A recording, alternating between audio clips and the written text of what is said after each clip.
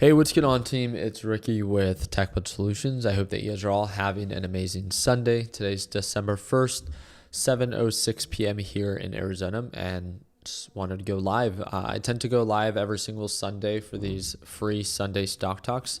It's a weekly kind of just ritual where we go live and we break down some stocks with the people that are subscribed to our channel. So if you're tuning on in for the first time and you ever want to tune on in to one of our free lives, just subscribe to the channel, drop a thumbs up, and I hope to see you on the next one.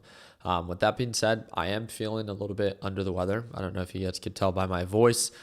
So today's video will be super short and straight to the point. I'm just going to be breaking down your top 5 stocks. So share it in that live chat. And after this, again, I do want to remind you, I do go live every morning privately with our LPP team. So they get to watch me trade live. Every good trade, every bad trade that I take is all hosted and shown to our LPP team. And right now we're still hosting our sale. That's $1 a day is what it breaks down to. So whenever it is that you feel like you are ready to tune on in, it's the second link in the description down below. And do not forget, it is a one-time payment, lifetime access that will give you pretty much lifetime access to being able to watch me trade live every single day. So second link in the description down below. Without further ado, let's go ahead and just jump right into it.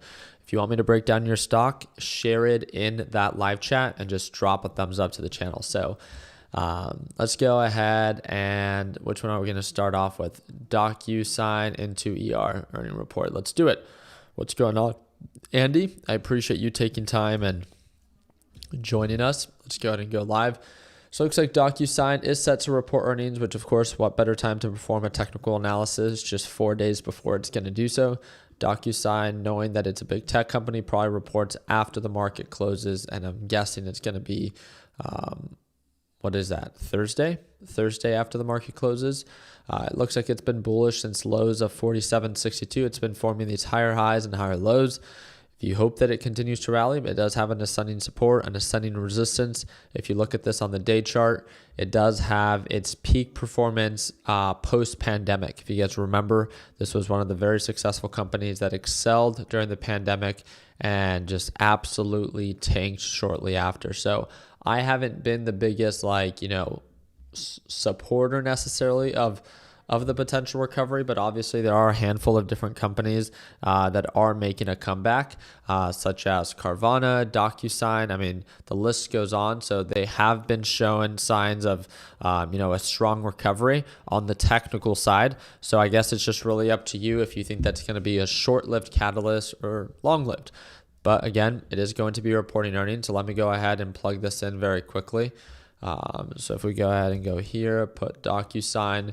Looking at DocuSign, looks like average price right now, 104.20, potential upside 30%. And it looks like there's been a lot of bullish sentiment, great performance.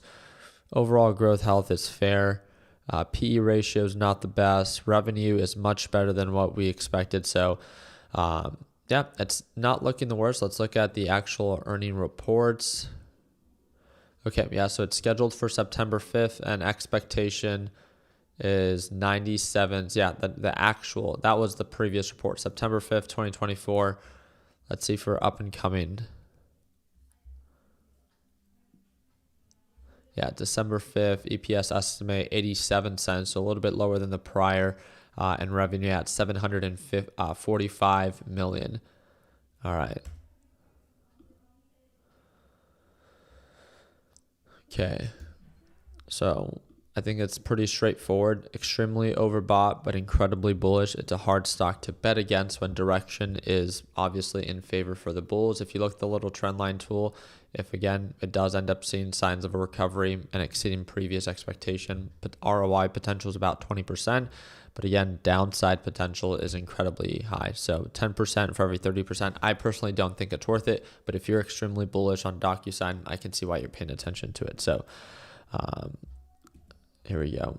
Let's go ahead and move on to the next one. So if you, please do not spam the chat. The more that you spam it, the less likely that I'm going to be to break it down. So please just ask for me to break down your stock. You don't need to do it every second, and that's from you, David. So please make sure that, again, if you want me to break down your stock, just be polite, share it, and if I choose it, great. So RDDT, what's going on, man? So RDDT. So I know this one has been a popular one recently as well with a huge gap up. What do you guys think I'm going to say about Reddit? So Reddit stock went from lows of $42 all the way to highs of $140. It has been on this really nice bullish run. And I mean, there's no reason as of right now that I would have to open up a short. But again, anything that gaps up this quickly, in my opinion, is only a ticking time bomb. I think you buying up here, and if you have no intention to sell anytime soon, I think that's one of the worst positions you can put yourself in, because there's a huge gap up, and that means huge downside at any form of a correction. I'm a big believer in that when it comes down to MSTR. You know, those that bought down here, they might be safe because that pullback, again, they have a lot of cushion to work with. But everyone that's buying now, if your intention is to invest, I don't know why people invest at extremely overbought levels. And that's exactly how I see Reddit. I see there to be huge downside. Yeah, it could potentially rally for a short period of time, which again, if you want to day trade this and go long, that makes sense. You know, day by day, as long as direction is in your favor, I would take those profits. But if I see this thing break below that EMA line and actively begin to sell off, it's not going to be a big surprise that this thing can go from 141 down to 109, that's a 22% drop, or down to previous lows of 78, and that's a 44% drop. And anytime that I talk about things like this, people are like, oh my God, I can't believe you're saying that Reddit's going to crash. Well, what do you mean? What do you mean you don't believe it? It's done it in its past before, where it rallies and then it dumps. It rallies and then it dumps. Again, it's not like a incredibly lucrative business, right? It's not like we're talking about NVIDIA. And NVIDIA itself is more of kind of like a market leader in what it's doing. And although I might think that it's a little bit overbought on the short term, I still respect kind of like the hype and the momentum behind it. Reddit is one of those bullshit companies that, again, it just takes one domino to fall and they will all come crumbling down. So if you do choose to trade this, just be very careful, and I would not hesitate to take profits on something that is this incredibly overbought that has huge downside potential. So let's go ahead and move on to the next one. All right. Ricky, what do you think about Cava? Let's see. All right, so Cava Group looks more like a potential just long-term investment. That's essentially what it looks like. It doesn't look like it would be something that I would care to trade. It doesn't have very extreme moves. This was pretty dramatic, and then it corrected itself and kind of, stayed the course. There are little pullbacks along the way, but it looks like it's very consistent, very bullish over a long period of time. And I can see why you're paying attention to it, right? It is incredibly overbought. So if there is a break of pattern, like if this thing begins to trade below 135 and actively trade below the EMA line, anytime that it enters that downturn, I wouldn't be the biggest fan of holding a position at these extremely overbought levels. But I can see why you're paying attention to it as a potential long-term play, as long as it doesn't break that pattern, right? Higher highs, higher lows, as long as it remains bullish, it makes complete sense, and hopefully you experience some growth over, a long period of time. It looks like it's been performing very well, and even from August, it's up about 66%. So again, you don't have to day trade every stock it is that you're invested in. If you see something that's consistent over a long period of time and a potential deal is presenting itself, I can 100% see why it is that, it's something that's added to your watch list. One thing that I quickly wanted to share with you guys, out of all the stocks up here, none of you guys are asking for me to break down TGT. Did you guys not see what happened with TGT? Can anyone explain to me, right? If you're part of my LPP team, there should be no excuse on why you should not know. What happened here with this huge gap down? What happened here? Earnings, right? Reported earnings, huge gap down. It sold off 20%, at least 20%. Let me go ahead and double check. From the overall highs that it had to the overall lows, it sold off 23%, which offers huge upside potential. I remember trading it at the lows of 123. It's already up about 8 to 9%, and potential recovery if it does go back to previous highs It's about 30%. Now, offering that 30% ROI potential based off previous highs, I don't expect to catch all of that, but these are like the catalyst-based events that I love to talk about and that I love to trade. It's not that they have to recover, but they do and make slight recoveries. And then at that point, they're very lucrative, trades to be in. Just like last time when it sold off, found its support, and formed a recovery reversal. Again, there's a very similar setup. So sold off, found its support, and showing and testing for signs of a reversal. Now we're testing this EMA. We'll see if we begin to trade above 134, 135, and work our way back up to 150, 155. But again, it's stepping stones. So if it breaks above, we can add more to the position. If it gets rejected and it sells off, we can reduce size to potentially, tolerate the downside if it comes back to retest 120. So do you have a few minutes to talk about MSTR? Let's go ahead and do it. MSTR. Have you guys heard about this company? Can I get a show of hands? I know some of you guys might not be familiar with it. Have you guys heard about MSTR? It's like a Ponzi scheme. I'm sorry. It's like a software company. They call it MicroStrategy. They call it MicroStrategy, and their strategy is like absolutely insane. It's super complex, and I can see why it trades at a much higher PE ratio than anything else, right? And it's because it's super advanced and complex strategy is it buys Bitcoin. Yeah, that's what it does. Oh, and it also allows people to invest into the company by buying into these contracts that allow the company to borrow at 0% interest rate. So then it buys more Bitcoin. Yeah, that's what this company does. It's a software company, but the software itself is not growing and developing as a business. The way that this company actually reports and produces revenue is based off of Bitcoin's price. So don't get me wrong. If Bitcoin's price continues to go up, MicroStrategy will be making more money, but they have no intention of selling now or in the next 4 years. Their intention is to be holding for the next 21 to 30 years. With that being said, if you see potential in that, if you see the light at the end of the tunnel, all power to you. May God, bless that little hopeful soul of yours. But if you're a realist, if you're someone that understands what has happened to companies like this in the past before that become overly leveraged at extremely overbought levels, and at any potential downside, investors are going to want to start pulling out their money. And these, just like we saw with FTX, just like we saw with BitConnect, just like we saw with all those other crypto trading platforms that are too overly leveraged at extremely overbought levels, it's a ticking time bomb, in my opinion, in the short term. So can you make money going long on MSTR? 1,000% you can. There is no question that if Bitcoin continues to increase in value in the short term, this thing will most likely continue to rally as well. It could go from 400 all the way to highs of 480, 500, maybe even make new highs. Don't get me wrong, right? I do believe that. But it's not an if, it's a when. And this was a great example of it, that it's only a matter of time that when Bitcoin begins to fail and when Bitcoin begins to fall, as it has in its past before, it's not an if Bitcoin will fall or fail. It always will, right? It will always correct itself. And these corrections are not 5 or 10 or 20% drops. It's a fact. Every time that Bitcoin falls and crashes, it crashes at least 50%.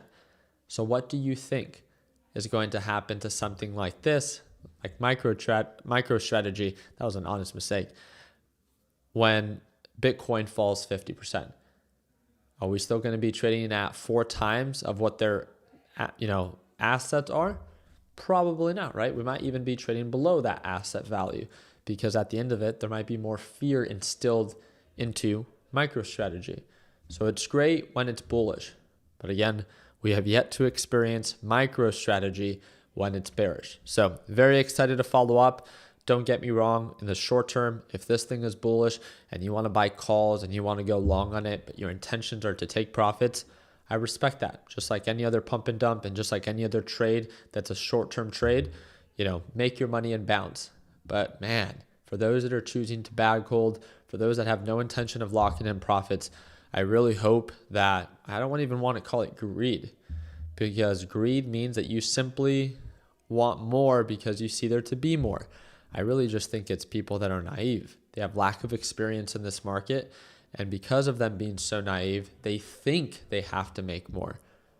And I guess only time will tell with that, right?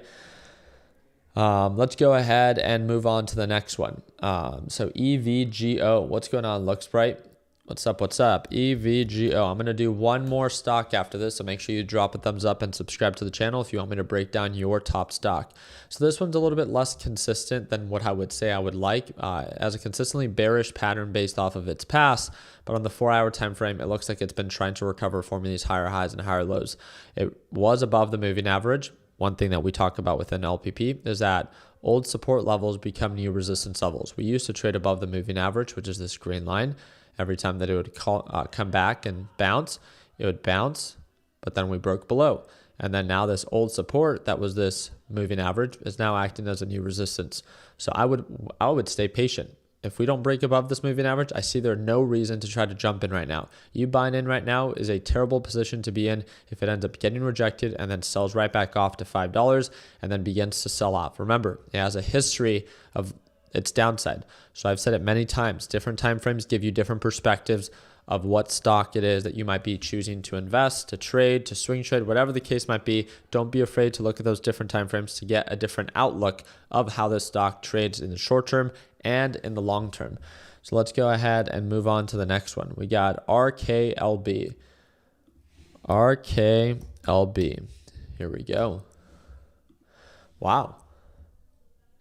Rocket Lab. Holy smokes. Holy smokes.